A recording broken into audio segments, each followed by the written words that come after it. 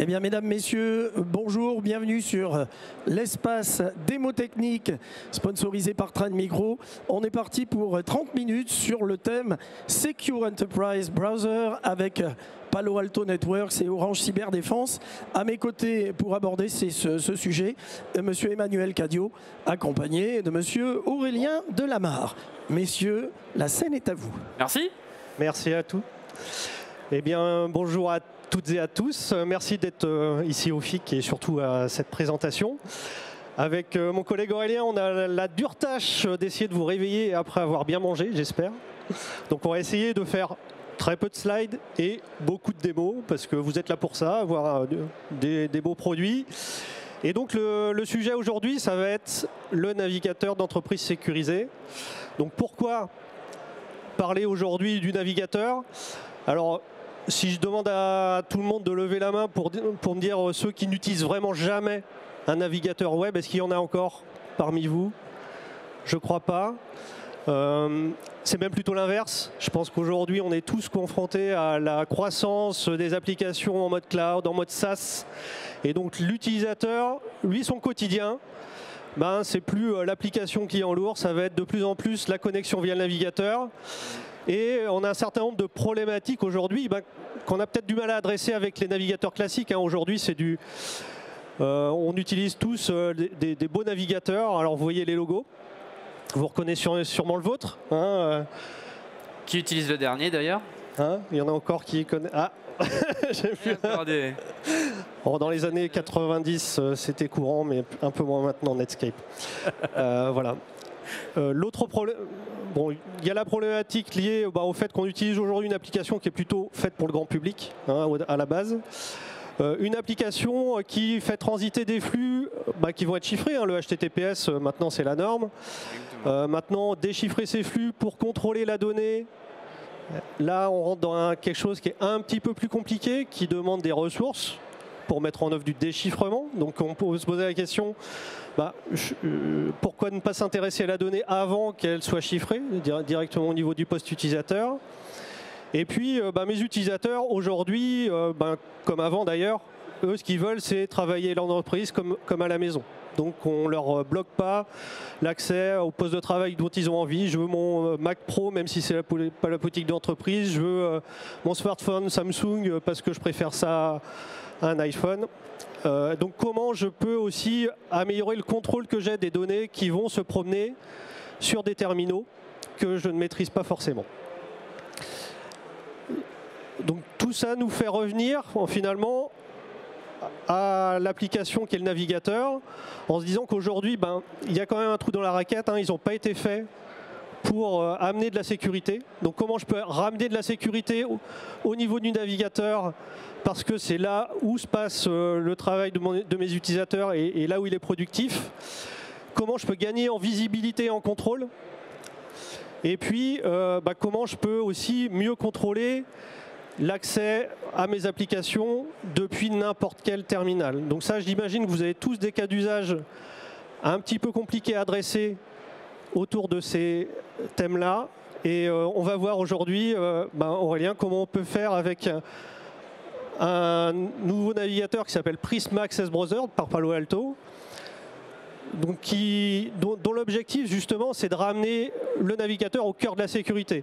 Et c'est pas juste rajouter une couche supplémentaire à des composants de sécurité que vous avez déjà, c'est plutôt offrir une alternative simple, rapide, efficace à des cas d'usage qui nécessitent parfois beaucoup de ressources et du coup ça va être bloquant pour aller vers ces cas d'usage. Donc Prisma Access Browser, on va être sur une base de Chromium, donc forcément expérience utilisateur simplifiée, la même que sur n'importe quel autre navigateur, avec en tête l'idée que c'est déployable sans droit d'admin, donc on ne veut pas que l'utilisateur ait à respecter toute une procédure pour débloquer les droits d'admin sur son poste, et qui apporte justement de la visibilité pour se connecter, soit à on va dire se connecter à des applications qui vont être forcément par le navigateur sur Internet en SaaS et en cloud, mais qui vont aussi vous permettre de continuer à utiliser vos solutions de sécurité que vous avez aujourd'hui. Donc là, on parle de vos solutions SSE, plateforme SSE, qu'elles soient Palo Alto ou autres, vos solutions de VPN qui restent indispensables pour sécuriser l'accès à des applications qui, elles, ne sont pas en SaaS, qui sont hébergées dans votre data center. Donc Aurélien, maintenant tu vas nous montrer concrètement tout ce qu'on peut faire avec Prisma Access Browser. On m'avait dit que c'était toi qui faisais la présentation de A à Z. Bon, ok, je rentre à la maison alors. Alors bienvenue dans une session utilisateur commun. Donc déjà, à chaque fois qu'on applique une nouvelle politique avec de nouvelles applications dans la DSI, qu'est-ce que font les utilisateurs? C'est je n'utilise pas l'application qui a été mise en place par la DSI. Mais comment ça, Aurélien? Moi, je suis un utilisateur, je fais ce que je veux. Bah, plus vraiment en fait. Bon là, vous avez peut-être reconnu l'interface d'Octa, donc l'idée c'est de pouvoir en fait commencer à verrouiller certaines applications basées sur l'origine en fait par laquelle on y arrive. Donc typiquement mon origine là c'est un Google Chrome standard et en jaune vous verrez le Prisma Access Browser. Bon déjà quand on compare les deux, on fait le jeu des 7 différences, ça va être un peu compliqué. Et surtout, on est capable d'aller un peu plus loin que le jeu des 7 différences, c'est-à-dire de bloquer et loquer l'utilisateur à l'utilisation uniquement de la partie Prisma Access Browser. Comme ça, il ne peut pas y aller plus loin. Donc là, typiquement, il veut y accéder, il y a le petit verrou qui lui dit qu'il n'a pas le droit. Et s'il utilisait son raccourci par défaut magique, il aura un joli petit message d'erreur qui lui dit « Écoute, la nouvelle politique, c'est d'utiliser le PAB. Et si tu veux l'utiliser, c'est simple, tu cliques ici, tu l'installes, tu mets ton email et c'est terminé. » Donc là, je garde mes navigateurs que j'ai habituellement sur mon poste. Maintenant, l'entreprise peut décider que PAB, c'est le seul navigateur qui va me permettre d'accéder à certaines applications. Voilà. Donc quand on a la possibilité de manager les équipements, c'est assez facile de pousser, on va dire, une politique qui bloque l'installation d'autres navigateurs. Par contre, quand on met à disposition typiquement un socle pour pouvoir donner à des collaborateurs externes cet accès-là, tout simplement, on va être bloqué par cet usage-là parce qu'eux, ils peuvent installer ce qu'ils veulent sur leur station à eux. Donc comment moi, je peux loquer ça? Via des conditional access au travers des IDP. Vous pouvez le faire avec Azure, vous pouvez le faire avec Okta, avec n'importe quel outil d'IDP standard normalement. Super. Qu'est-ce que tu peux nous montrer d'autre, Aurélien, comme cas d'usage assez typique? Déjà la personnalisation, parce que mine de rien, on aime bien avoir un attachement, créer un petit peu d'intimité avec notre cher utilisateur final, même si on en a beaucoup, et donc commencer à personnaliser et de se sentir un peu chez lui. Donc là, typiquement, j'ai repersonnalisé le navigateur aux couleurs d'un partenaire pas très bien connu, je crois. Un peu orange, en fait. Voilà. Tout à fait. Et donc, il y a un truc que moi j'insiste vraiment, c'est qu'un utilisateur, il a besoin de pouvoir accéder à sa charte informatique en tout temps.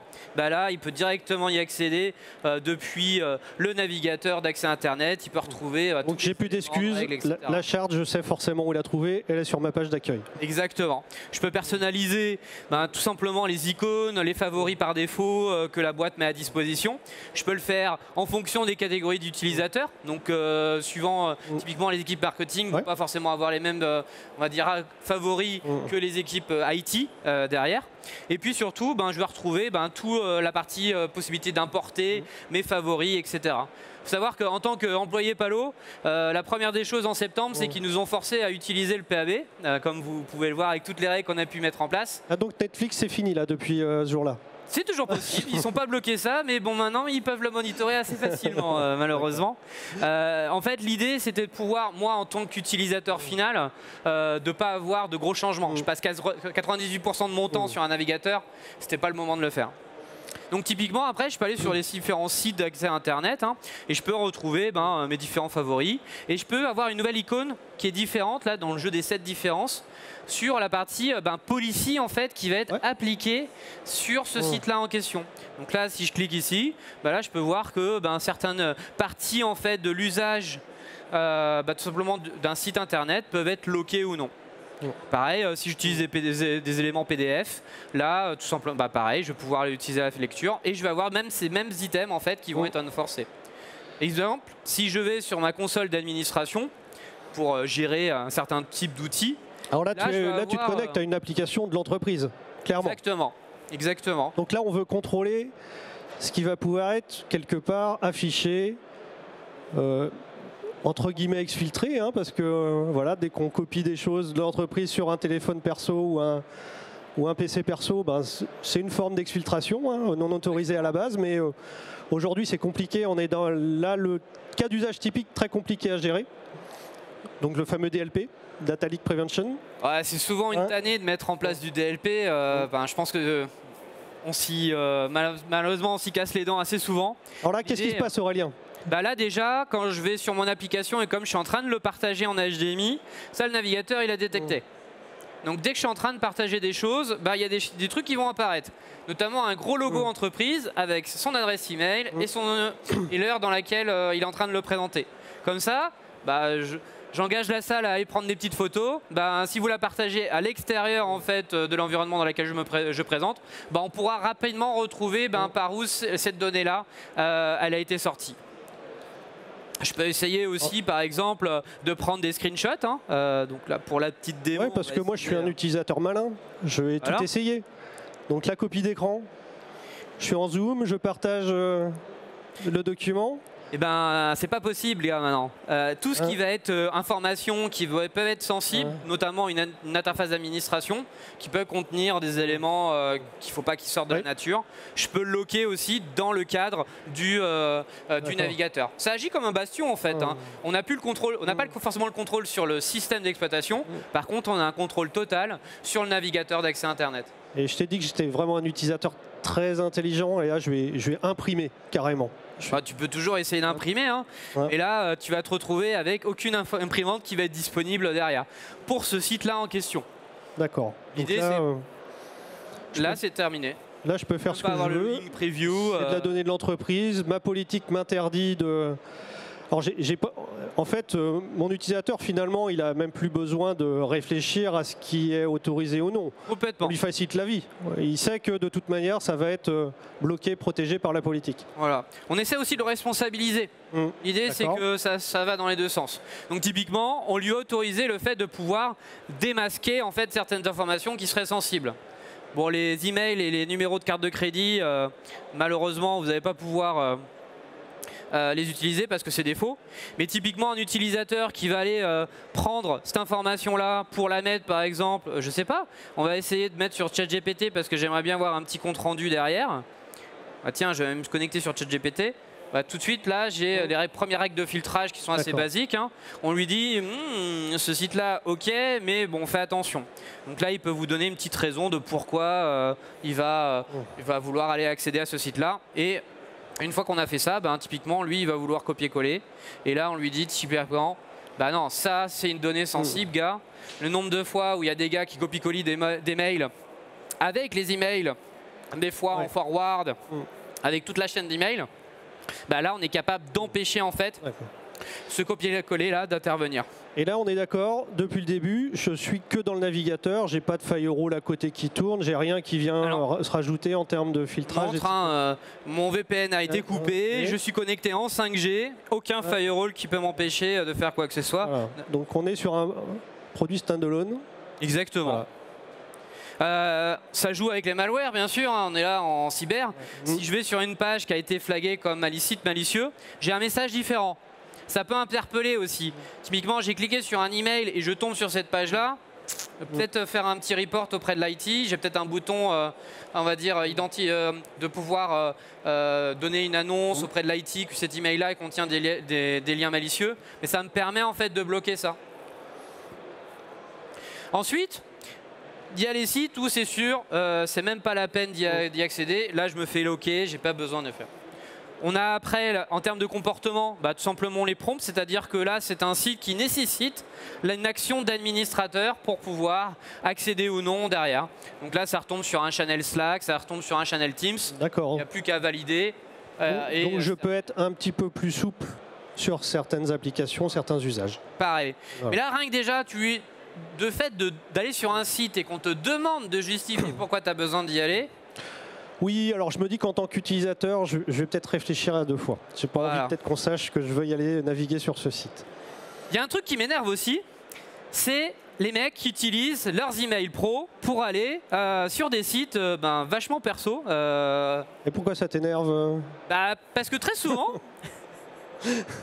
merci pour la transition, très souvent, on va, les utilisateurs, s'ils ont le même email, le mot de passe, c'est le même aussi.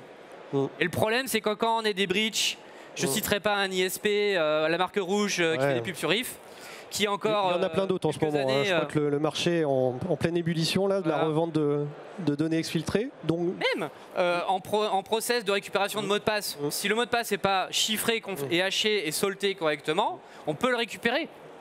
Donc du coup, ça veut dire que ce mot de passe-là, il est associé à une adresse email professionnelle qui pourrait potentiellement être utilisée dans une canne d'attaque. Comment je peux protéger ces fameux login mots de passe avec Prisma Access Browser? Bah là, c'est simple, toujours, comme c'est un site personnel, bah là, on verrouille tout simplement le fait que tu ne peux pas utiliser l'adresse email paloaltonetworks.com pour te connecter sur ce type de site.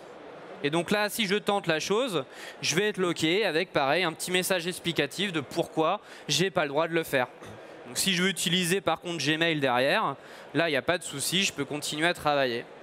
Et inversement, il y a peut-être des sites où je veux que tu ne l'utilises que dans le cadre d'une activité professionnelle. Donc là je vais faire un truc que personne n'a fait depuis la nuit des temps au FIC. Depuis Netscape, vous afficher mon mot de passe en live. Donc là, j'ai le Google qui va tout simplement être utilisé. Imaginons un utilisateur, le SAML n'a pas été configuré sur Dropbox. Je vais pouvoir l'utiliser directement sur mon Google. Donc déjà, si je veux utiliser un Gmail perso, j'ai pas le droit. Je dois utiliser mon adresse email pro pour me connecter sur Dropbox. Soit. Allons-y. Là, je me connecte sur Palo Alto Pro. Je me connecte aussi sur le Pro. J'ai le petit mot de passe qui va être assez facile à deviner parce que c'est Palo Alto 123 point d'exclamation. Ouais, c'est vraiment pas sécurisé. C'est le même mot de passe aussi ici. Là, je vais me connecter sur la page. Et ben là, tout simplement, je vais être bloqué. Vous voyez que Dropbox.com n'est pas capable de me connecter sur ce site-là. Ben ça, c'est simple. C'est qu'aujourd'hui, on est assez malin. Comme on catch l'ensemble des données formulaires qui sont envoyées à la page web, ce qu'on va faire, c'est qu'on va dériver le mot de passe au moment même où il va l'envoyer. Et donc, on va dire le modifier alors qu'il est en train d'utiliser le site en question, qu'il n'y a pas forcément d'IDP qui sont connectés dessus. Donc, au lieu que j'ai envoyé en fait Palo Alto 123 point d'exclamation, bah, ça recrée une dérivée de ce mot de passe-là avec quelque chose qui est fixe, on va dire, à l'entreprise. Mais le mot de passe qui va ressortir de ça va pas être Palo 123 point d'exclamation et qui sera stocké sur Dropbox, ce sera un autre mot de passe. D'accord. C'est pour ça que je peux pas me connecter. Ce mot de passe, en fait, c'est pas du tout le mot de passe de l'utilisateur. Exactement. Là, je retente l'opération. Je peux pas me connecter en fait sur un google.com et pourtant le mot de passe c'est Palo Alto 123 point d'exclamation. Vous l'avez tous vu. Je me suis connecté. Je suis connecté sur mon Dropbox. Ça fonctionne. Donc là, c'est plutôt bien parce que on sait que nos utilisateurs, on leur répète sans arrêt de ne pas utiliser les mêmes mots de passe. Pour le pro, pour le perso, de différencier leur mot de passe site par site. Ça reste encore une éducation qui prend du temps. Donc là, on aide l'utilisateur finalement à... et on accepte, en fait, et on n'a pas le choix, que l'utilisateur, lui, il n'y pense pas tout le temps. Et là, on rajoute en fait un niveau de sécurité qui fait que finalement, on sait que les mots de passe de l'utilisateur dans l'entreprise, ils ne vont pas se promener n'importe où. Exactement. Et surtout, on peut aussi manipuler la compliance de poste. Donc ça, c'est très intéressant. C'est que si j'ai mis en place typiquement un accès à ma console d'administration, moi, j'aimerais bien quand même avoir certaines conditions de compliance de poste avant de te permettre d'y accéder. Ce serait quand même génial de pouvoir faire ça. Et en fait, PAB est capable d'aller vérifier en fait certaines conditions préalables à dire que oui, tu es en droit d'accéder en fait à ce site-là ou non. Là, il va falloir que tu mettes à jour ton mot de passe, va falloir mettre à jour, il faut que ton disque soit si chiffré. On pourrait avoir plein de conditions, il faut que tu arrives avec Windows parce que Mac, on D'accord, donc là aujourd'hui, ça c'est des choses que je sais faire, par exemple avec Global Protect, mais si je suis sur un poste que je ne manage pas, sur lequel je ne peux pas installer mon outil Zero Trust finalement, c'est de ça qu'on parle, je vais quand même pouvoir faire du contrôle de la posture. Exactement. Là, on retrouve un petit peu toute la partie posture qui est ici. Donc le Endpoint Protection, il faudrait que je raffiche la page. Mais comme je suis sur un Mac, donc du coup, il n'y a que le Avast qui est plus dans de bonnes conditions, mais le reste sur Apple, c'est bon. Il y a un firewall, il y a du chiffrement, j'ai bien un mot de passe qui bloque à l'écran de veille. L'intégrité système, c'est là, j'utilise une VM, donc du coup, forcément, c'est pas du hardware. Et vous voyez aussi que la couleur a changé entre-temps. Donc là, ça permet de utilisateur qui se connecte, qui voit rapidement qu'il est plus dans de bonnes conditions en fait pour y accéder. Si je veux retourner sur ma page d'administration, cette fois-ci, j'ai plus la page d'administration, j'ai un beau message qui te dit t'es plus conforme, on ne te donne plus accès à cette page-là. Et donc pour revenir en fait à l'état précédent, je vais tout simplement devoir revenir, réactiver en fait mon antivirus. Là, j'ai fait exprès de prendre Avast, petite pute pour Avast, mais l'idée c'était de montrer que on fait pas que Palo, ne fait pas que du Palo, et on peut vérifier qu'on est dans de bonnes conditions. Et on est d'accord, Aurélien, là c'est du contrôle continu pendant toute la session de l'utilisateur, en toutes les 90 secondes, si je ne dis pas de bêtises. Il y a un contrôle permanent de la posture de l'utilisateur, de la posture qu'on a définie en termes de poste. Et on a une sécurité en fait qui est contrôlée tout au long de la connexion de l'utilisateur. Ouais.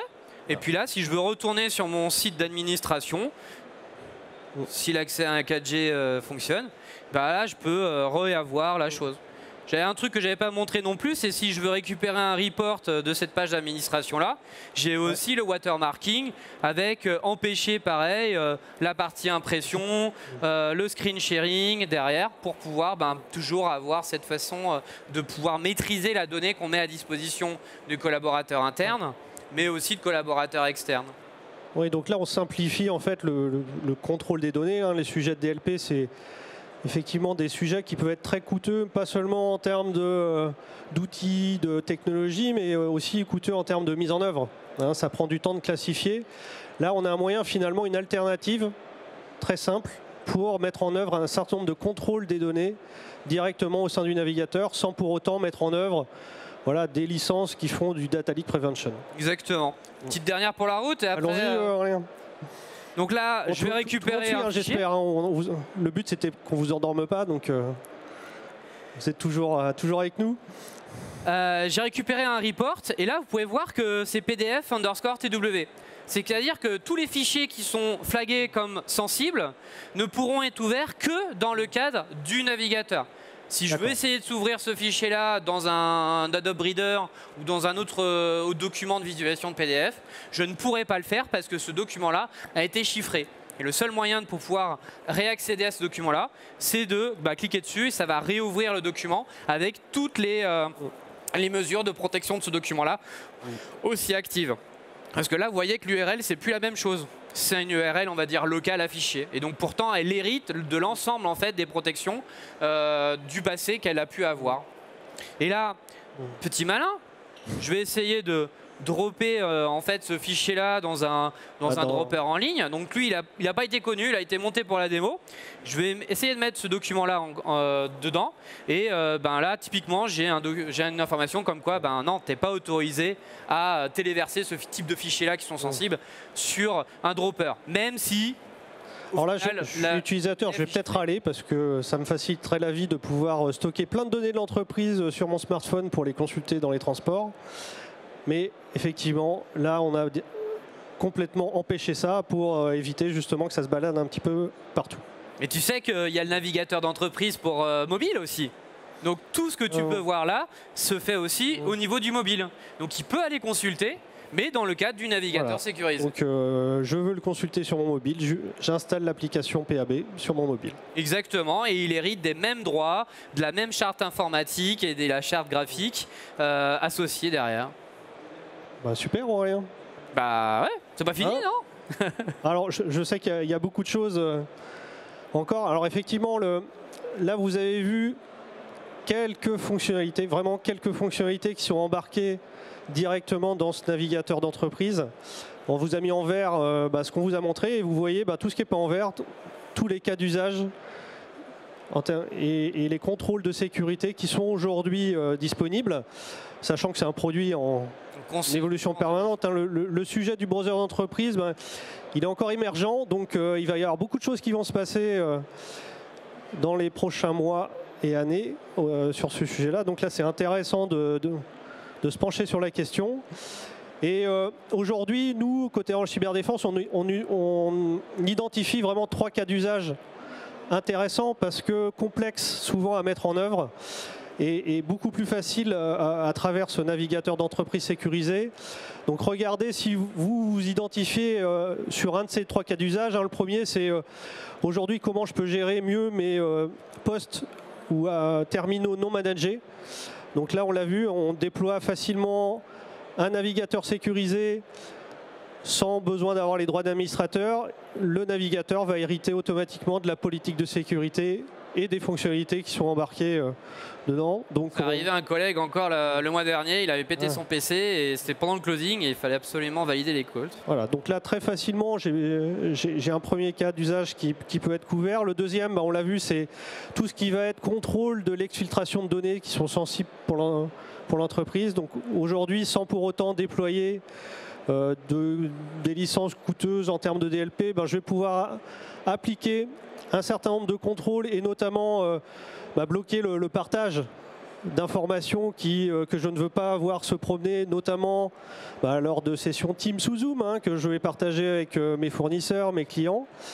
Je veux garder la maîtrise de ces données qui sont partagées. Donc là, je peux le faire très facilement aussi avec ce navigateur. Et puis le dernier cas d'usage, alors pour le coup, effectivement, qui est intéressant dans le sens où aujourd'hui vous avez des firewalls avec de l'inspection SSL, avec du filtrage d'URL. Demain on peut se dire sur les populations qui sont concernées, pourquoi pas déporter ces fonctions directement dans le navigateur, alléger un peu la charge du firewall, ça lui fera pas de mal, voire faire des économies, puisque on peut se dire que si mon filtrage d'URL est fait directement au niveau de tous mes navigateurs, je m'élimine en fait le besoin de gérer ces politiques directement au niveau de quelques firewalls, voire d'une plateforme SSE. Après, il y a une zone d'ombre aussi. Regarde encore, il y a Google qui a viré le cadenas pour les sites HTTPS. Firefox va faire la même chose dans pas longtemps. On va avoir une augmentation des clés de chiffrement qui va rendre encore plus complexe ce déchiffrement de se faire en man the middle. Je ne sais même pas si dans 5 ans, les firewalls, il ne faudra pas les remplacer par rapport à... Donc on entend parler de Quick, de TLS 1.3, de chiffrement de plus en plus renforcé au niveau du transport des données. Là, en fait, on agit directement au niveau du poste utilisateur avant que la donnée soit chiffrée. Donc c'est là où on a là, finalement les meilleurs moyens d'action. Et c'est pour ça qu'aujourd'hui, le navigateur d'entreprise sécurisé, ça devient un sujet d'intérêt en termes d'alternatives de sécurité. Alors ça ne résout pas forcément tous les cas d'usage, mais c'est à considérer dans l'écosystème des solutions à mettre en place. Exactement. Et si vous voulez voir un petit peu l'envers du décor sur la console d'administration, je vous invite à nous rejoindre sur le stand d'Orange Cyberdéfense et on vous montrera les 10 On va vous montrer comment ça se paramètre concrètement. Voilà. Et qu'est-ce que vous avez, vous, en tant qu'administrateur à votre main pour mettre en place ces politiques. Merci beaucoup en tout cas pour votre attention et puis sur le stand de CD. À bientôt.